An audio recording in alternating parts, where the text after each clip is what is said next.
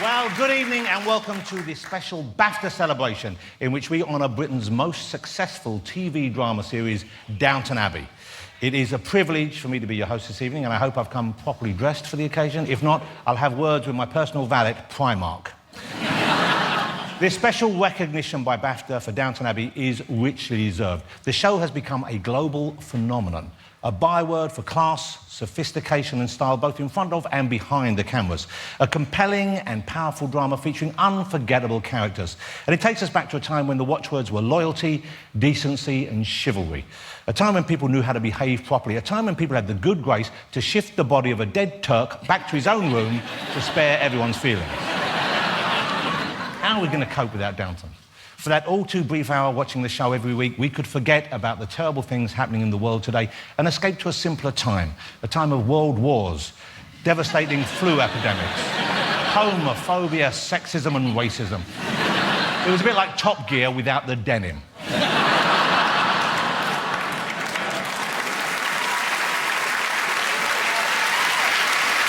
Like all great TV shows, Downton was about great stories and great characters, and I'm thrilled to say they're here this evening to receive this splendid award from BAFTA. Lady Mary is here, ladies and gentlemen. Irresistible to men. Harder to defrost than the windscreen of a 1972 Hillman Avenger in the middle of winter. Carson is here as well. Let's hear it for Carson.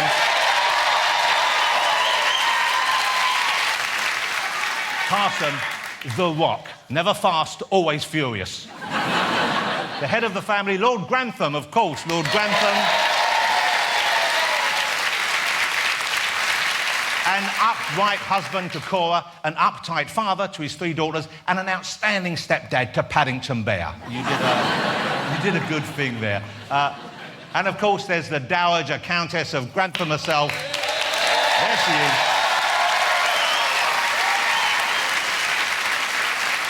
The Baroness of the barbed comments, the Queen of the Crypt, the Duchess of Disdain, but with a heart of gold bigger than a croquet lawn.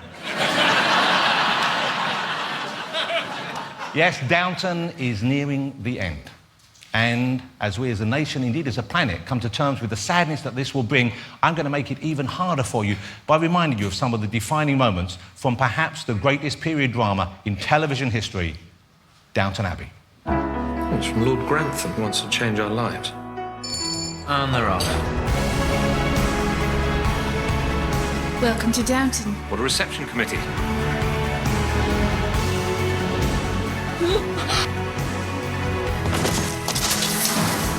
I love you, Mr. Bates.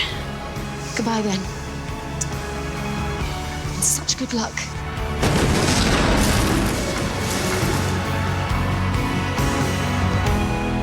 Nothing in life is sure. Do you find the prisoner guilty or not guilty? Guilty, my lord. Lady Mary Crawley, will you do me the honour of becoming my wife? You'll find there's never a dull moment in this house. We are gathered. Don't do this. Help her! Help her, please! No, Please. no. Say hello to your son and heir. You must choose death or life. I love you, Isabel Crawley. Darling Rose, will you marry me? Stop! I'm going, and she's coming with me now. I'm asking you to marry me.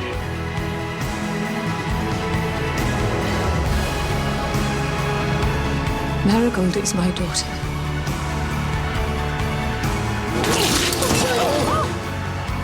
You're a bitch!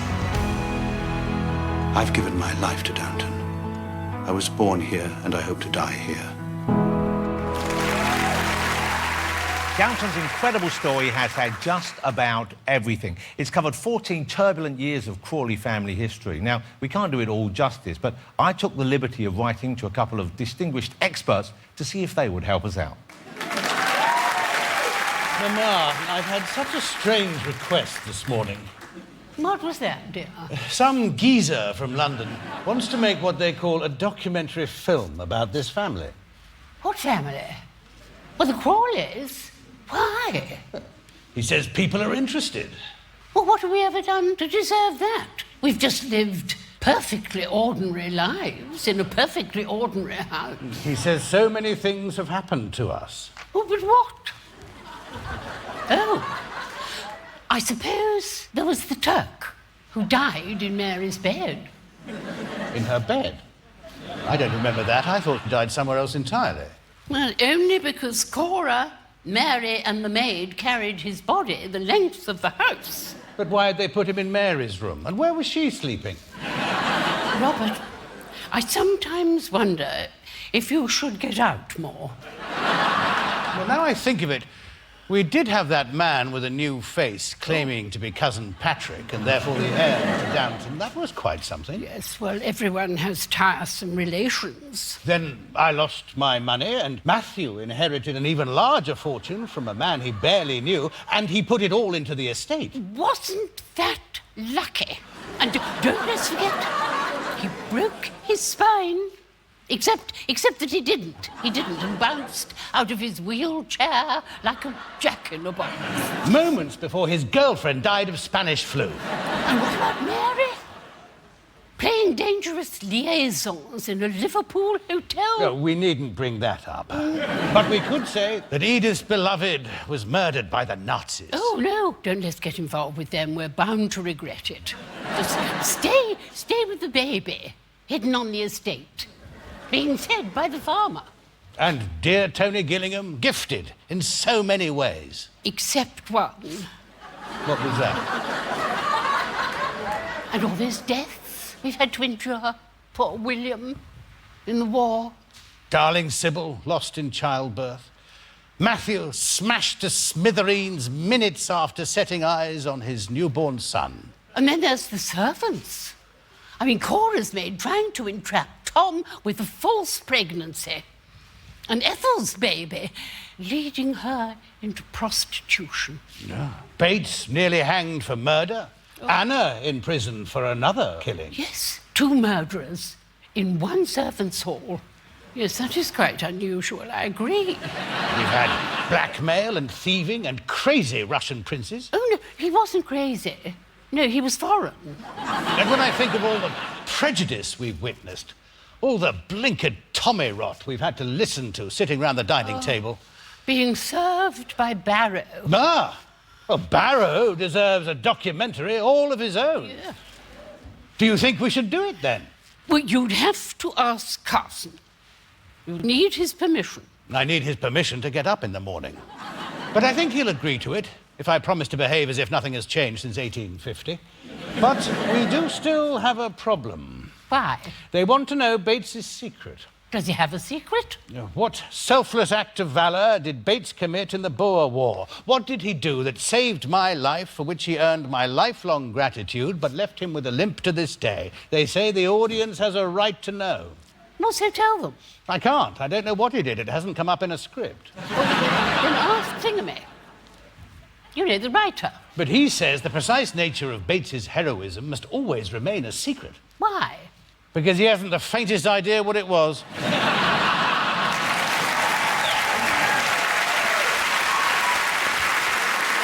Lord Grantham and the Dowager Countess of Grantham, of course, Hugh Bonneville and Dame Maggie Smith, ladies and gentlemen. And I think, as that just proved, Downton has an amazing cast. So let's hear from some of the others now, talking about their time on the show.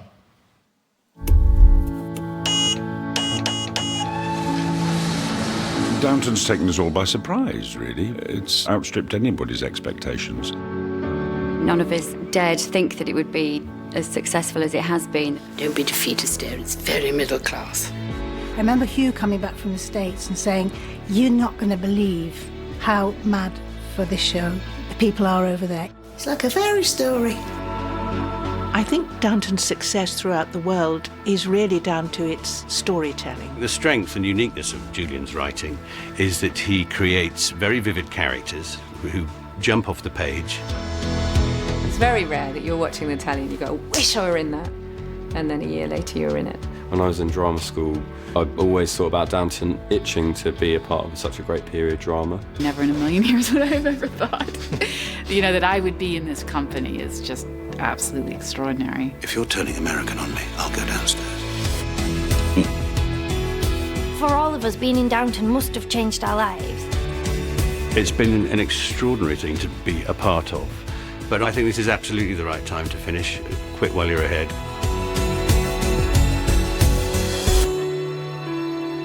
I know it's something that I'll be grateful for forever, to work with all of these actors and our amazing crew. It's been amazing.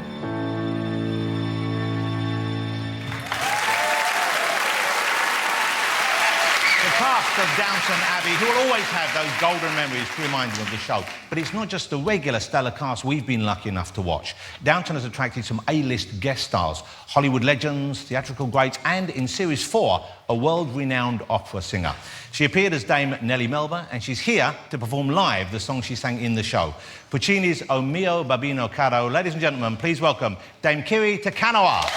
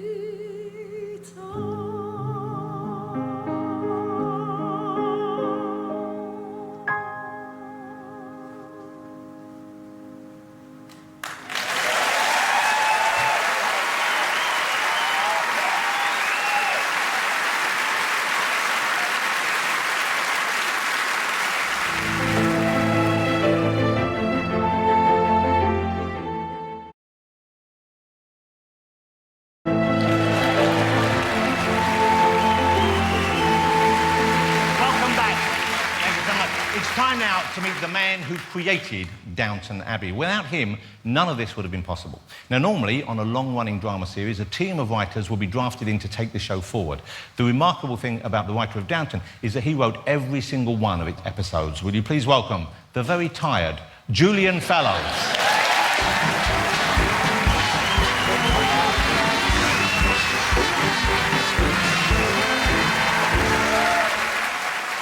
The beginning of Downton was quite random.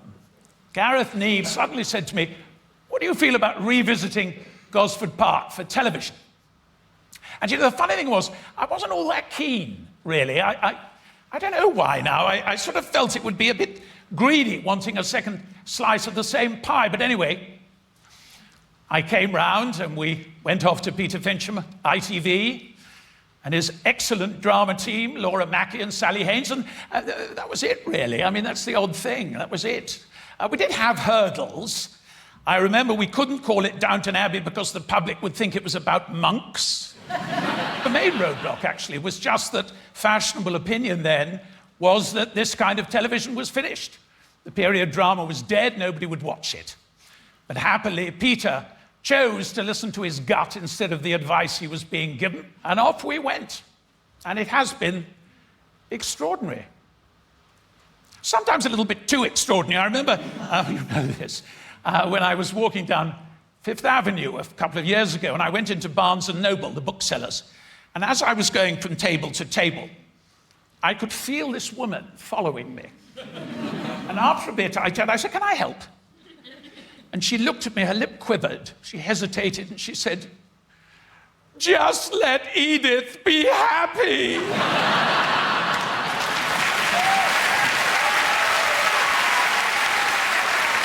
And now it is my happy duty to tell you that we're going to show you some glimpses of life backstage, behind the candelabra.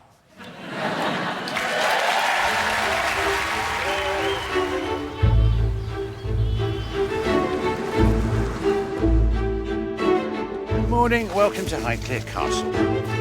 If you can imagine, this is usually quite a peaceful environment, but then this place is sort of organised chaos, really from about 7 o'clock onwards. This is Robert here, in case I forget who I am.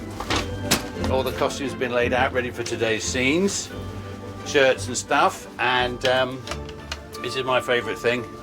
This is my dressing gown, which doesn't look much, but in Series 1, the costume department very kindly made me a lovely thing saying, Downton Abbey, Bonneville, Hugh's the daddy. That was 6 years ago, so it's all faded to bits. Good morning. Oh, my man. I thank you. I shall give you your tip later. Not all the scenes in Downton Abbey are shot at Highclere Castle. They missed the lettuce off this, which is what I normally have. For all the servant scenes, we relocate to Ealing Studios in West London. We've all been together 6 years now, so it's really very comfortable and very nice. And actually, we have to be careful of that because if you get too comfortable, then you can screw up. Action! The husband has been bought off. It's very relaxed and hopefully it's professional. Sometimes it might tip a little. But I'm far too discreet to say anything about that. When the weather's like this, Highclere is dreamy. And we all sit out on the lawn and feel like we're on holiday. Action! You have to protect the honour of your family, of course you do. Filming at Highclere is gorgeous. It's lovely. It just helps. It adds to the whole story. It's part of the story. It's a character itself. Welcome to the inside of Highclere, and this is the dining room, where we have spent many, many, many hours. One dinner scene took 3 days to film, and probably about 95 seconds on screen. This is the library, which is my personal favourite, because I think it's such a beautiful room. And someone's stolen my desk. Where's my desk gone? Oh, it's over here. We film about 40% of the show here at Highclere. And the biggest difference, of course, is that here it's real and valuable, and you have to be incredibly careful. At Ealing, it's all fake. Nothing is what it seems to be. Those solid masonry walls are plywood with the name written on the back. It's all the make-believe. I love it. This is the bell board with all the different rooms. The bells work from back here, of course. All the strings are labelled up. And if you take this one, Arundel, pull the bell, and there we go. Marvellous. So today we're in Bampton, which doubles as Downton Village, filming Lady Mary's wedding, which is very exciting. That's why there's barriers. Look at the barriers, that's so the public don't have a good look and it spoils the story. Because there's paparazzi and everything. And action. Those whom God hath joined together, let no man put asunder. Today is one of the special days when the entire cast, with upstairs and downstairs, is all gathered together. Cut. Fantastic. Let's shoot it. Check in. Thank you. We've known each other for so long, so there's lots of historical jokes and stories. Ladies and gents, we just clear the path a bit more. We're going to get some kit through. I love the people that I get to play with every day because it's so much fun and it is just like a big family. Action! I feel so honoured and so lucky, and I feel really happy that I've been part of it, and I'll be so sad for it to finish.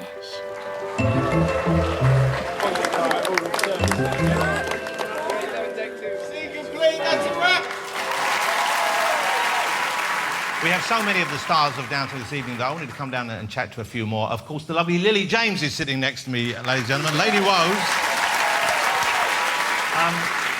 Of course, you joined the series when it had already been going for a while and was already established as a hit. How was that experience?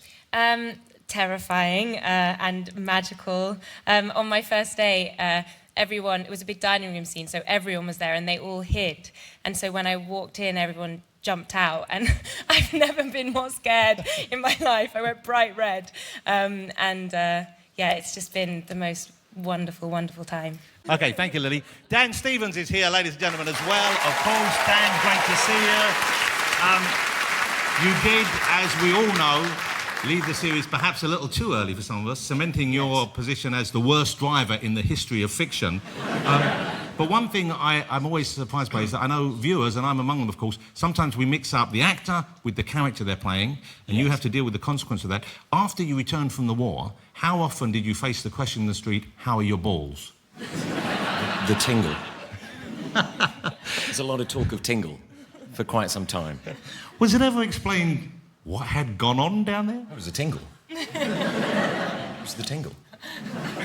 I'm feeling a bit of a tingle right now, Dan. I'll be honest with you. Ladies and gentlemen, there are so many people down here, but we have so much more on stage. Will you please welcome, right here, Penelope Wilton, Elizabeth McGovern, and Laura Carmichael.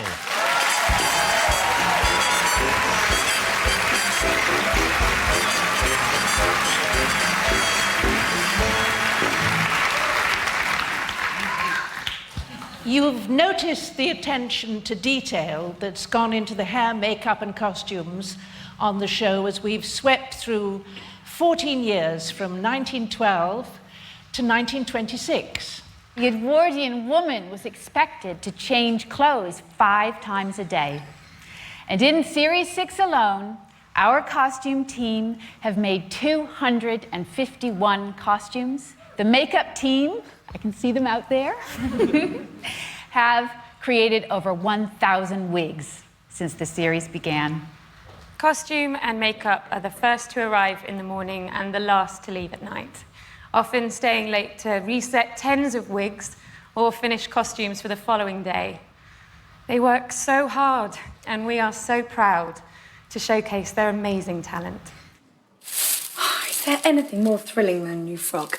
The costumes are insane. Ta-da! I'm astounded. The detail. How does it look? Expensive. Lady Rosamond is blessed in the hat department. Some of them are exceptionally painful. The corsets were uncomfortable. Michelle and I used to joke about having a little corset cry when you're a bit tired. Hi. Hi. Welcome to the costume truck where all the magic happens. This is Anna. Costuming Downton Abbey is special for me because there's such progress socially within the decade. So as a costume designer, it gives you a great journey to be able to take the characters on. So this is my room. And that's Anna's. I wear 2 different black dresses, and that's about it. I'm afraid I'm too old-fashioned for you, my lady. When you're on Downton, it's a juggernaut of a job. It's a massive ensemble cast. It progresses really quickly. With the jazz age coming in the 20s meant that there was a real movement and fluidity to the evening dresses. I loved wearing this one. It was the fashion show. Yeah. It's so different to anything else that I'd worn before, so it was a great way to kick off that series, wasn't it? Oh, yummy. The hair for Edith has been epic. She's gone through a lot of different styles. Perfect. Slightly new, but not too different. Good morning, Nick. Good morning. Many of the actors wear a wig to just make it more realistic. Golly, what fun. And I've got dark brown hair under this wig. It's a real work of art. When you get a period gig, where's your first port of call to decide how you're going to go with it? You research. You research. We use all kinds of reference books, from wig making to period hairstyling. The research is so important. Have you seen the boys' haircuts the women are wearing in Paris? I hope you won't try that. We created a bob for Lady Mary, cut exactly true to the period. Well, we really are living in the modern world. Makeup as well is something that you have to do a lot of research about, I would imagine. I think in a period show, because people don't see the makeup, they obviously don't realise that as much work goes into making somebody look like they have no makeup on as the work of making somebody look like they are made up. It's the attention to detail that makes the programme what it is. From detail in costume, makeup, wigs, that's what makes it so specific. And that's it. It's your shoes. Thank you very much.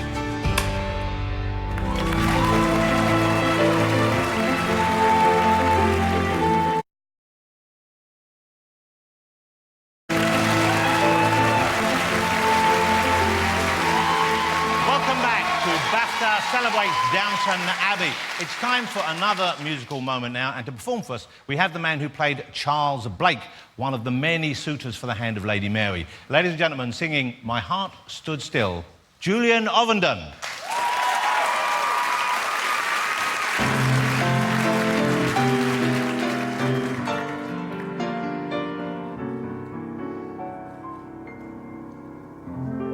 I laughed at sweethearts I met at schools, all indiscreet hearts seemed romantic fools. A house in Iceland was my heart's domain. I saw your eyes, now castles rise in Spain.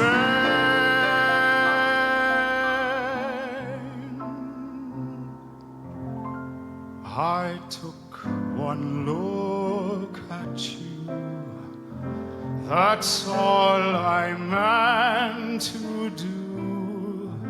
And then my heart stood still. My feet could step and walk, my lips could move and talk, and yet my heart stood still. Though not a single word was spoken, I could tell you knew that unfelt clasp of hands told me how well you knew. I never lived at all until the thrill of that moment when my heart stood still.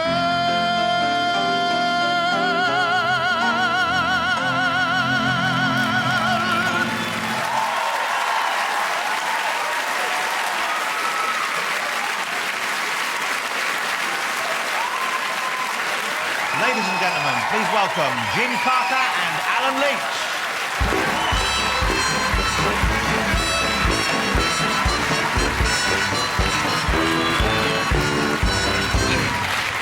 Thank you very much. During the filming of Downton Abbey, a lot of attention is given to make sure that all the details of domestic life are absolutely correct. We feel it's very important that all the staff, if not all the actors, know, say, the difference between a ladle and a bouillon spoon. A ladle and a bouillon spoon. No, not a clue. And that, Alan, is why you play a chauffeur. A chauffeur? Oh, thank you. However, I can exclusively reveal that, in one respect, we have, over the last 6 years, lied to you. When we have depicted us drinking delicious red and white wines, it has in fact been store-bought, own-brand grape juice. I'm so sorry. I'm so sorry. Sorry if we've shocked you, but you don't want to see Maggie on the Merlot at 8 in the morning.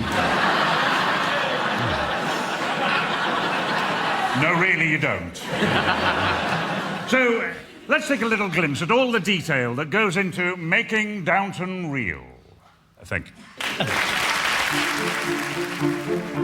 Right at the beginning, it was the attention to detail. It sort of all added to creating this world. But why do the rituals, the clothes and the customs matter so much? Because without them, we would be like the wild men of Borneo. We work very hard on the scripts to make sure that we cover the big events of the day. We are at war with Germany. So although the show is based at Downton and about these characters, they're not living in a vacuum. It has to all be there to create this experience for the viewer. If you've got that, you've got a really good basis to make this drama come alive. Every department when the script comes in, does copious amounts of research. It's those details that make the world feel real. Obviously, the lessons have proved successful. I'm a terrible one for putting my hands on the dinner table. Your hands have to be on your lap if you're not using your knife and fork. They'll say you're not doing things properly anymore. There have been many very interesting historical details, like you never took your hat off if you went to visit. If you did take your hat off, you had terrible hat hair, so everyone kept their hats on. That was all fascinating. Action! In terms of the historical accuracy, we rely on our oracle, Alistair Bruce. We turn to him, and even if he's making it up, he's very convincing. And then you place the thing against the table and bring the chair back to it. Making sure they all understand what they're doing and why they're doing it is helpful for their acting. Don't whack him. Manners and protocol are important because it adds to the atmosphere of the show. What is it? It's flambé à la pomme de jus, my lady. Ooh, lovely. It's one of those little details, and if they're immaculate and precise, then it just gives a whole different feeling. No, one at a time. Sorry, with you. I love the detail. I absolutely drive down into finding out exactly what was hanging on the back of a door, who had what on, what they had in their pockets. And I think that helps you make sure that every single person in the background is carrying something that is right for that time of day. Here we go, folks, the rehearsal. If Sophie or I are feeling a tiny bit insecure, we ask for a dishcloth. A dishcloth seems to give us that kind of comfort blanket. So that's my favourite prop. The main thing me and Leslie have had to struggle with is making sure we look like we're really good at cooking, because both of us are not great at cooking. What?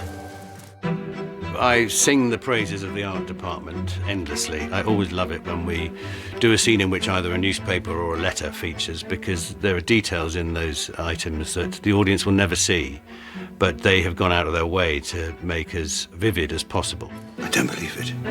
Please say it's something nice. If it's not seen by the camera, then you think, oh, why bother? But actually, when the actor reads the letter, and it is the letter that he's reading, it adds to the whole occasion. Highclere Castle eventually was the choice for Downton Abbey. It was the first place we saw. We then visited another 40 houses around England just to check that it was the one we really liked. Crikey. The castle, the home, has been a character in itself. Again, it all helps to make the world real.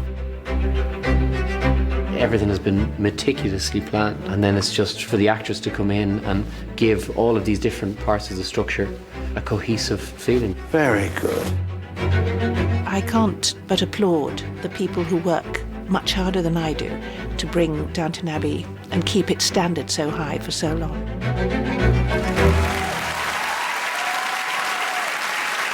Recreating the world of 100 years ago. Alternatively, you can visit Norfolk. Now, it was that attention to detail that helped make the show a hit around the world, watched by a combined global audience of 270 million people. That's a lot of viewers, even in countries where you might not expect the inhabitants to get Downton. I'm talking about places as far apart and as culturally different as South Korea, China, Cambodia, Scotland. They all love it. But don't take my word for it. Let's see how Downton has taken the world by storm. We came all the way from Japan to see this place. We love Downton Abbey because of its history. We're from Holland. We started last summer from scratch at Series 1. We never stopped watching it. We are from Brazil. Downton Abbey is getting more popular in Brazil. Very popular. I'm from Montreal, and I find it so fascinating, the costumes and the sets. It's wonderful. Downton Abbey. Downton Abbey. Downton Abbey. I think the global success of Downton was what surprised us the most. Through the years that it's been translated and dubbed into so many languages and different territories, I think we sell into 250 territories now, is unbelievable. Hello? Hello. Это поместье Downton. I hate to disappoint people, but I'm not dubbed. That is me. I do have the facility to speak foreign languages with my lips moving in a different time to what I'm saying. So, und nun reibe den Rinderteig da, bevor ich alt bin und von hinnen gehe. It was just hilarious. It sounds like a bloke. Oui, moi aussi. Ça me ferait mal au cœur. Everything just sounds kind of cooler and sexier in French. So I was quite happy with that. No se precipite saliendo de noche. Coge el tren de Londres mañana. Sale a las 9. I sound like a very comforting bank manager, which is a perfect description for Robert. I met a fan in America, and she was so enthusiastic about Mrs. Hughes that she'd got Mrs. Hughes' keys tattooed on her waist. You could knock me down with a feather. I think the Australian trailer for the show, they were really going out for a young audience.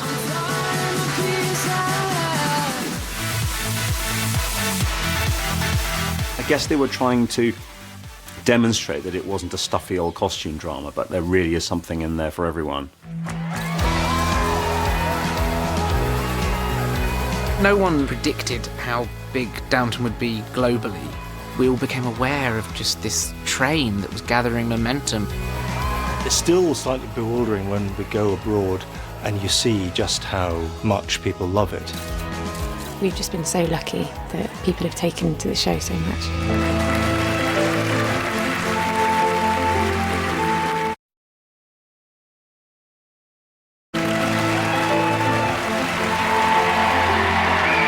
Welcome back. Now tonight, the British Academy of Film and Television Arts celebrates the success of Downton Abbey, the best of British drama, and a show that we have all taken to our hearts. To present the BAFTA Special Award, one of our finest actors. Fittingly, she can play upstairs as well as down. She's at home playing comedy as well as the most nuanced drama. And of course, she is herself a multi-BAFTA Award winner. Will you please welcome the wonderful Julie Walters.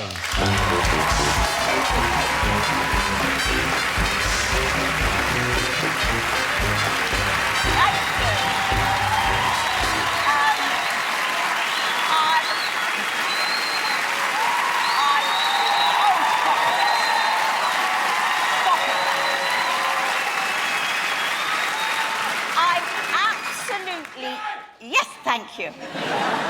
I'm absolutely delighted to be here tonight to present this very special award on behalf of the British Academy of Film and Television Arts.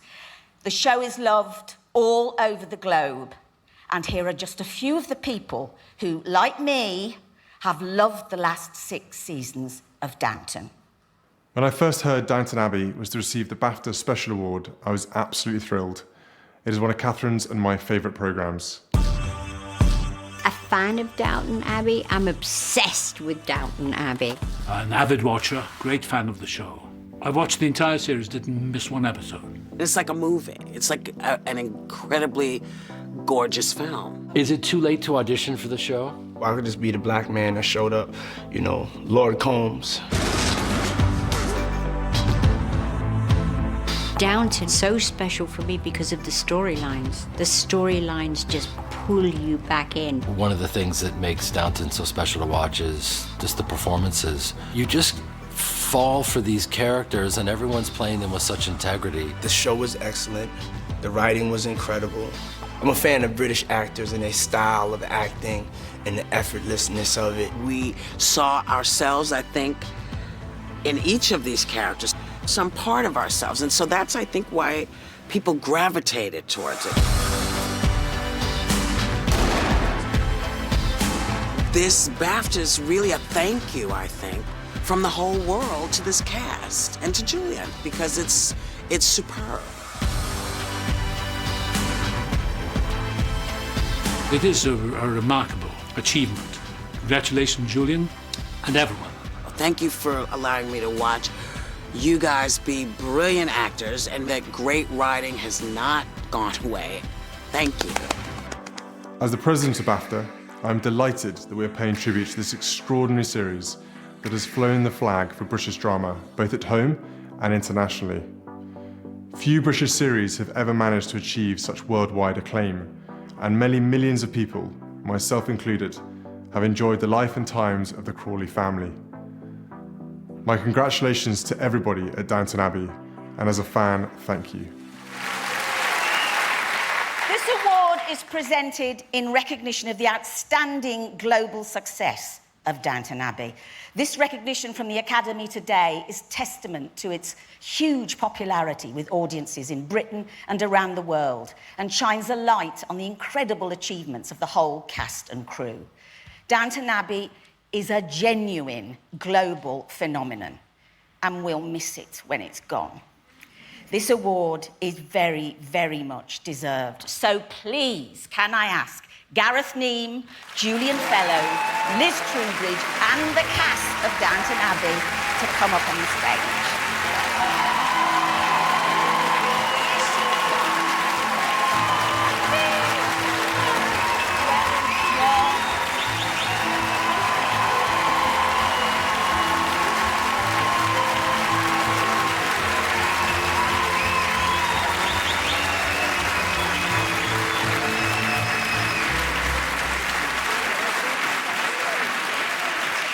Thank you very much indeed to the Academy for this very special award. You've seen Downton Abbey has won so many awards right around the world, but this is a British show. And for us to be presented with such a prestigious award here at home, it really means more than anything else. So many thank yous this evening. But firstly, Julian, we talk of your talent creating the show, the characters, these wonderful scripts. Truly, none of this would have happened without you.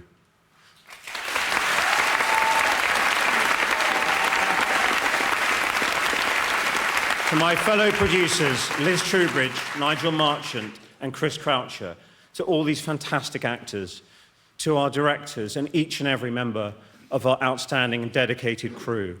But most of all, to our fans in Britain, as well as right around the world, thank you for coming with us on this journey and for welcoming the Crawley family into your own homes.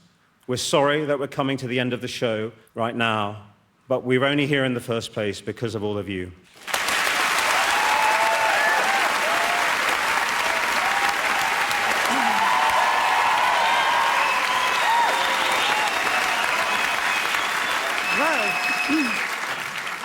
Thank you.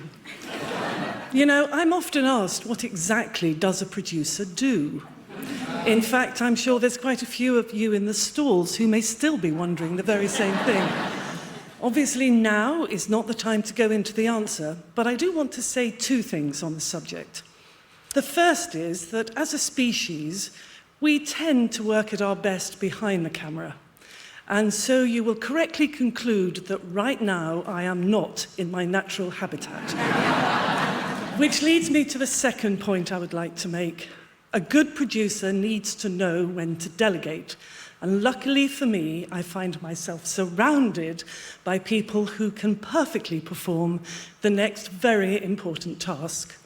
So I am going to turn to our cast, led by the head of the Downton household, our very own Lord Grantham, Hugh.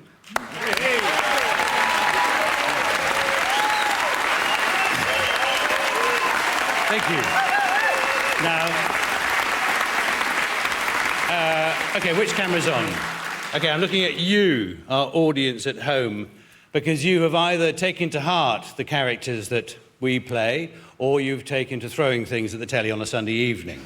Either way, we on this stage are the visible faces of Downton Abbey, but there are hundreds, and I mean hundreds of people you don't see, and to whom we owe more than you will ever know.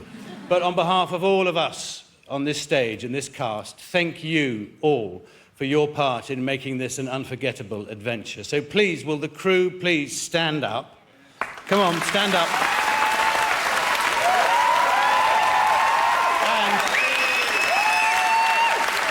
Ladies and gentlemen, the crew of Downton Abbey.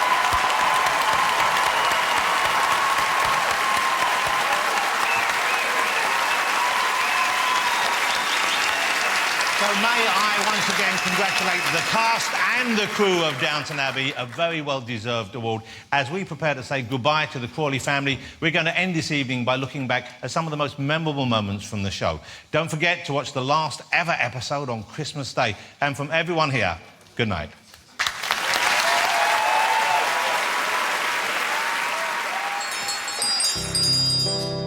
It's been an extraordinary thing to be a part of. And now it's coming to an end. It's going to feel very strange. I think the moments that I'll most remember are a sudden, unexpected kiss, the Turk dying in a bed. I'll be ruined, Mama. Oh, Edith has had a lot of heartache. What are you saying? I can't do it. I've loved playing all of Rose's loves. Oh, darling. and there's been quite a few. Paddling in the sea was a treat. You can always hold my hand if you need to feel steady. That's one of the slowest burning romances of all time. You managed to make that sound a little risque. My introduction to Violet was pretty wonderful. What should we call each other? Well, we could always start with Mrs. Crawley and Lady Grantham. With Richard E. Grant, when we had our sort of handbags at dawn moment, and I apologise here on television, Richard, for cracking your rib. Did you really? Yes. You did? Golly, what a night. I'm not going to give anything away, but I can tell you that I read the Christmas special and I could feel myself filling up. Mr. Molesley. Yes? After like years and years of nobody touching each other, could be lots of... I have to confess, when I first got the script, I turned straight to the last page, and it made me smile. I can't imagine it finishing yet. It's so strange. I'll miss him. Of course you will, my lord. I'll miss getting a new script every so often, sitting with my cup of tea and going from page 1 to the end to see what happens to everybody.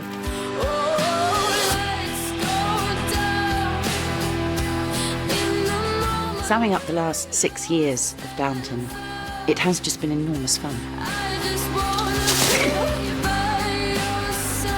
I feel really happy that I've been part of it, and I'll be so sad for it to finish. My lasting memory from being in Downton was, wasn't I lucky?